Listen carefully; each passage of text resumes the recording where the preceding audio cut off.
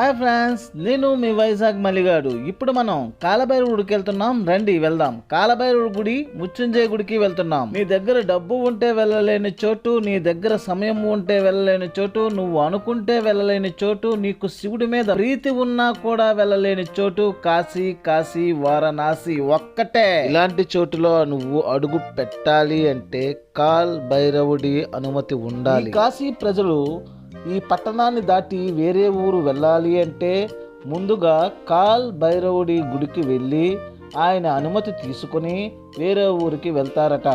అలాగే వేరే ఊరు నుంచి ఈ కాశీ పట్టణానికి ఎవరైనా వస్తే ముందుగా కాల్ భైరవుడి మందిరానికి వెళ్ళాలని పురాణాలు చెబుతున్నాయి. ఆ కథ ఏంటో చూద్దాం రండి. ఒకానొకసారి మహర్షులకు పరమతత్వం గురించి తెలుసుకోవాలనే కోరిక కలిగిందట. బ్రహ్మ దగ్గరికి వెళ్ళి త్రిమూర్తులలో ఎవరు అధికులు, ఆ పరమతత్వమును మాకు చెప్పండి అని కోరారట. బ్రహ్మ తప్పక చెబుతానని చెప్పి ఒక మాయలో ఉన్న బ్రహ్మ ముల్లోకాలకు నేనే అధిపతిని అని ప్రగల్భాలు పలికారట. పక్కనే ఉన్న మహావిష్ణువు ఆలకించి, ఓహో, నా నాభికమలమునందు పుట్టిన వాడివి నీవేనా, ముల్లోకములకు అధికుడవు అని మాయలకే మాయలు కలిగిన ఆ మహావిష్ణువు కూడా వాదోపవాదనలకు దిగారట. కొంతసేపటి తర్వాత అందరూ కలిసి వేదాల వద్దకు వెళ్ళారట. వేదాలు ఒక రూపం ధరించి సకల ప్రాణులను తనలో విలీనం చేసుకున్న ఎవ్వరైనా రుద్రుడే. పరమతత్వం అంటే ఇదే, లయకారుడే శివుడు అని చెప్పాయి. ఇది సరిపోక ఓంకారాన్ని కూడా అడిగారు. ఓంకారం కూడా శివుడే అని నిర్ధారించింది. అంతలోనే శివుడు దివ్య తేజస్సుతో అక్కడ ప్రత్యక్షమయ్యారు. పెద్ద వెలుగుతో ఆది అంతం లేని ఒక స్తంభాన్ని ప్రత్యక్షించారు. ఇది చూసిన మహావిష్ణువు బ్రహ్మను విడిచి ఈ వాదనను విరమించుకున్నారట. కానీ బ్రహ్మకు అహంకారం పోలేదు. అప్పుడు శివుడు బ్రహ్మని దండించవలసి వచ్చింది. శివుడు తన జటాజటము నుంచి ఒక రూపాన్ని ఆవిర్భవించారు. ఆ రూపంతో ఇలా అన్నారు. బ్రహ్మ అహంకారంతో మాట్లాడుతున్నాడు. నావి 5 తలలే, నీవి 5 తలలే అని లెక్కలు పెడుతున్నాడు. నీ గోటితో ఆ బ్రహ్మ 5వ తలను గిల్లే అని ఆదేశించారు. కనురెప్పపాటులోనే ఆ రూపం బ్రహ్మ 5వ తలను గిల్లేసింది. అప్పటికి గాను అహంకారం విడిచిన బ్రహ్మ, వీడవుడు శివుడి కన్నా భయంకరంగా ఉన్నాడే అని ఆ 4 తలలు గజగజ వణికిపోయాయి. ఉత్తర క్షణంలో అమ్మవారి పాదాల కింద 4 తలలు దాచిపెట్టాడు. ఈశ్వర, నేను చేసినది పొరపాటు, నన్ను కాపాడు అని శరణు కోరాడు. ఎంతటి వాడినైనా శరణు అని వచ్చిన వాడిని రక్షించేవాడే కదా నా తండ్రి శివయ్య. బ్రహ్మను వదిలేస్తాడా? అప్పుడు శివయ్య తన సృష్టించిన రూపంతో ఇలా అన్నారు. కాలం వలె వేగంగా కనిపిస్తున్నావు. నీ వేగంతో బ్రహ్మ 5వ తల తెగిపోయింది. కాబట్టి ఇప్పటి నుంచి నిన్ను కాల్ భైరవ అని పిలుస్తారు అని చెప్పారు. ఓకే ఫ్రెండ్స్, మనం గుడి దగ్గరికి వచ్చేసాం. మందిరం ఇది పెద్ద లైన్ చూడండి. అవతల పక్క కనిపిస్తుంది కదా, అదే స్టార్ట్ ఎంట్రన్స్. మనం బ్యాక్ సైడ్ వెళ్తున్నాం. ఆ లైన్ చివరికి వెళ్తున్నాం అన్నమాట. వెనకట్లు వచ్చాం కదా, మరి వెనకే కాయాలి. కానీ ఇక్కడ ఒక విచిత్రం జరిగింది. ఏంటి అంటే ఈ లైన్ అంతా ఇలా ఉంటుండగా ఒక్కొక్కసారి గుళ్ళో మందిరంలోకి వెళ్ళడానికి బ్యాక్ సైడ్ నుంచి కూడా ఓపెన్ చేస్తారు. మాకు అదృష్టం దొరికింది. వెంటనే మమ్మల్ని పోలీసు వాళ్ళు వెనక నుంచి తీసుకెళ్లారు. మేము విఐపీలం కాదు. మనం కామాఖ్యమాత గుడి నుంచి కానీ, వారాహిమాత గుడి నుంచి కానీ కాలభైరవుడి గుడికి రావాలనుకున్నట్టయితే సరిగ్గా ఇదిగో ఈ బ్యాక్ సైడ్ నుంచే వస్తాం. స్వామి దర్శనం బాగా జరిగింది, కానీ వీడియో తీయలేదు. కానీ మీకు అక్కడ వివరిస్తాను చూడండి. లోపలికి వెళ్ళగానే మనం వెనక నుంచి వెళ్ళాం, కానీ యాక్చువల్గా స్వామివారి దర్శనానికి ముందు నుంచి వెళ్తాం.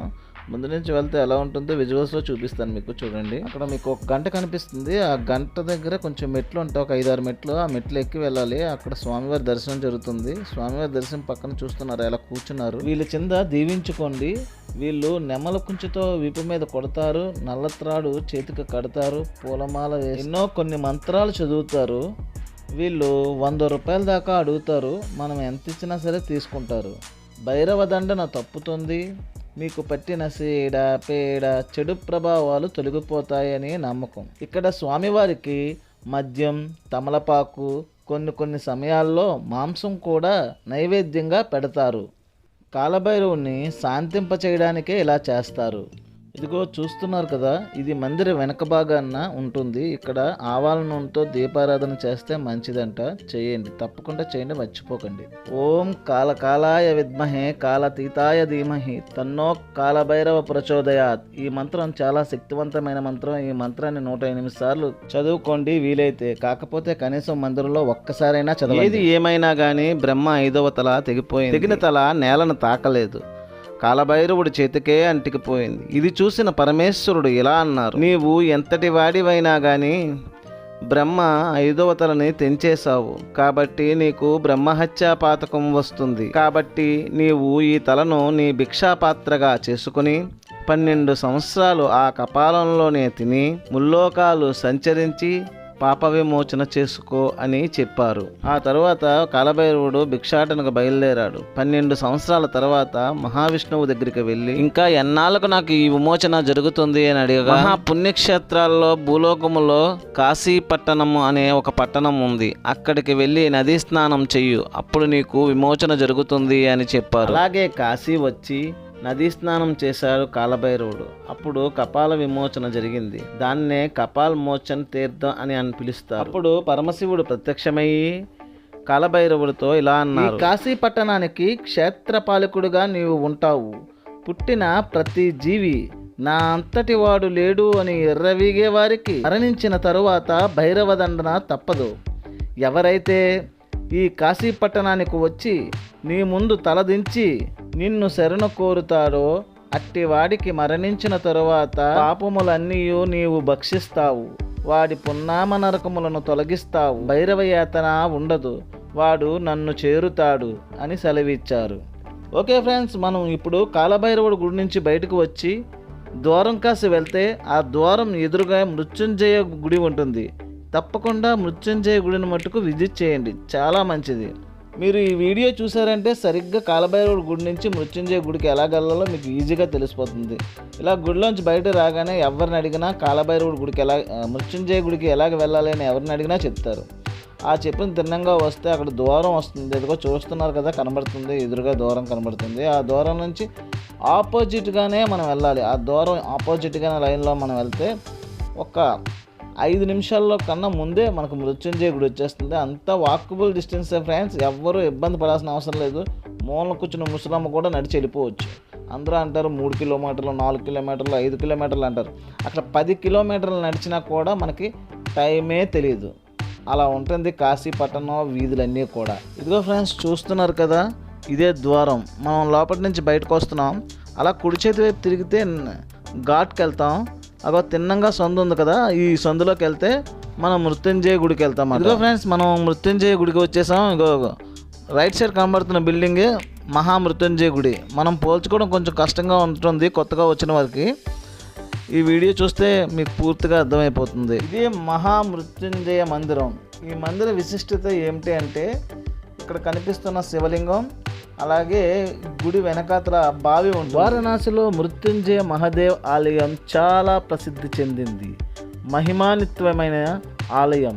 ఈ ఆలయం పవిత్ర ప్రార్థనా మందిరాలు. ఇక్కడ పూజలు చేస్తారు, హోమాలు చేస్తారు, మహామృత్యుంజయ మంత్రాన్ని ఉచ్చరించి పూజలు చేస్తారు. ఈ ఆలయ చరిత్ర అంతా ఒక పురాతన బావి మరియు శివలింగం వెనుక దాగి ఉంది. మృత్యుంజయ మహాదేవ్ అనే పదానికి అర్థం మరణాన్ని జయించే దేవుడు అని అర్థం. ఈ ఆలయంలో శివలింగం భక్తులందరినీ వాళ్ళ అకాల మృత్యువు నుంచి దూరం చేస్తుంది.